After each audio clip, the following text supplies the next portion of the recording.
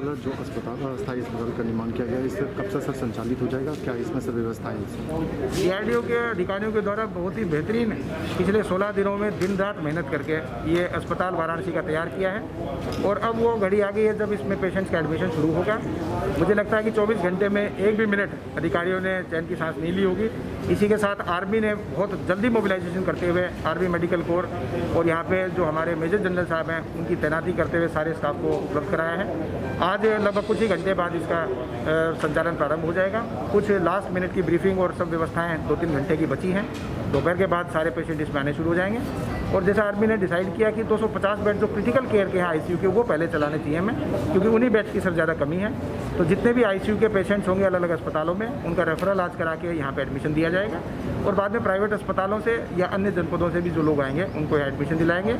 जो 500 बेड हैं वो 1-2 दिन के बाद हम लोग चलाना शुरू करेंगे, ताकि जो बाकी पेशेंट्स हैं जो अलग अलग जगह पे जिनको एडमिशन की दिक्कत आती है वो यहाँ पे एडमिट हो सकें। हालांकि इस अस्पताल के संचालित होने से और सरकारी और प्राइवेट अस्पतालों में मरीज शिफ्ट होने से लगभग 250 बेड वाराणसी में अन्य अस्पतालों में भी खाली हो जाएंगे, जो बाकी पेशेंट्स के काम आएंगे।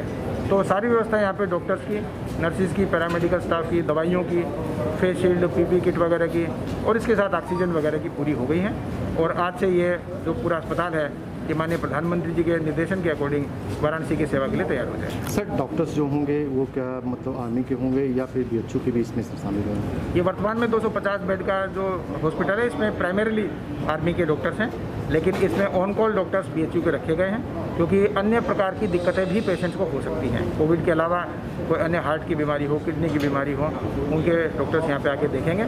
इसके अलावा BHU के जो बाकी कोविड नेगेटिव होने के बाद कई बार हो सकता है कि BHU के अंदर बाकी हॉस्पिटलों में मरीजों को शिफ्ट करना पड़े। जो आगे अस्पताल चलाए जाएंगे 500 बेड के, उसमें भरपूर BHU के ही डॉक्टर्स और पैरामेडिकल स्टाफ रहेंगे, उनकी ड्यूटी लगा दी गई है और सारे मिलके आर्मी और BHU के डॉक्टर्स के सहयोग से ही ये चलेगा।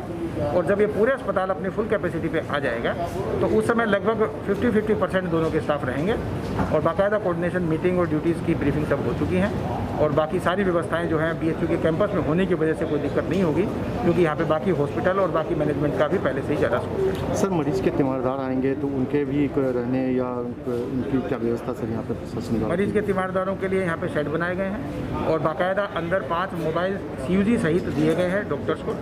डॉक्टर्स सुबह शाम 1-1 घंटे उन CUG नंबर के माध्यम से बाहर पेशेंट्स की बात करवाएंगे, पेशेंट से बात करा के उनका हालचाल पूरा बताएंगे और जब जब यहाँ ब्रीफिंग होगी तब अटेंडेंट यहाँ पे आएंगे। इसके अलावा अटेंडेंट्स के रहने की व्यवस्था भी BHU के गेट पे सेवा भारती के माध्यम से टाई अप करके, जो पहले से उनका शेड चल रहा था जिसमें 20-30 बेड उनके लगे हुए हैं, निःशुल्क कोई रहना चाहे परमानेंट कुछ दिनों के लिए तो वो भी व्यवस्था है। भोजन की व्यवस्था ऑलरेडी हमारे सभी सरकारी अस्पतालों में अलग अलग NGOs के माध्यम से वाराणसी में चल रही है, उसी के माध्यम से पूर्ति विभाग उसको कोऑर्डिनेट कर रहा है। तो वो भोजन की व्यवस्था अटेंडेंट्स को निःशुल्क यहाँ पे कराई जाएगी ताकि किसी प्रकार की समस्या ना हो। बाकी इसके अलावा भी प्रशासनिक अधिकारियों के बैठने के स्थान, जो डेथ सर्टिफिकेट जारी होने हैं उनके बैठने का स्थान या ट्रायल एरिया वो सारे बनाए गए हैं, तो पेशेंट्स को किसी प्रकार की समस्या यहाँ पे नहीं आएगी। सर तीसरे वेव को लेकर के अगर बात किया जाए तो अभी क्या सर प्रशासन के द्वारा किस तरह से तैयारी है? तीसरी वेव की भरपूर तैयारी वाराणसी में अभी से प्रारंभ कर दी गई है। माननीय मुख्यमंत्री जी के द्वारा अभी से निर्देश दिए गए हैं कि जैसे दूसरी वेव अचानक आई थी, इसी तरह तीसरी वेव भी किसी भी महीने में अचानक आ सकती है। तो हम लोग जैसे ही, क्योंकि अब सेकेंड वेव में पेशेंट्स घटने लगे हैं और सारी मशीनरी मोबिलाइज है, तो साथ ही साथ ये हमें तीसरी वेव की तैयारी करनी चाहिए। तो जितने सरकारी अस्पताल है उसकी ऑक्सीजन प्लांट तो हमने टाई अप कर दिए हैं। ग्रामीण क्षेत्रों के CHC में भी ऑक्सीजन के प्रबंध करने हैं, साथ ही बच्चों के बेड बढ़ाने और जितने भी अस्पताल हैं उनकी सारी इन्वेंट्रियाँ तैयार करनी कि किसने कितने बेड चलाए थे, किसके पास ऑक्सीजन की क्या व्यवस्था है, भविष्य में ऑक्सीजन वगैरह कहाँ से आएंगी, मैन पावर कहाँ से आएगी, एम्बुलेंस वगैरह कहाँ से आएंगी, उनकी पूरी कार्य योजना हम लोग कोशिश करेंगे कि 1 सप्ताह में तैयार हो जाए। साथ ही साथ जहाँ पे जिन मशीन्स का, जिन ऑक्सीजन प्लांट्स का ऑर्डर दिया जा सकता है वो साथ ही साथ हम देना भी प्रारंभ कर देंगे। हमारी पूरी कोशिश होगी कि 1 महीने में हम अथक प्रयास करके अगली वेव की तैयारी अभी से कर दें, ताकि वाराणसी में अचानक कभी किसी महीने में ये ऐसी वेव आती है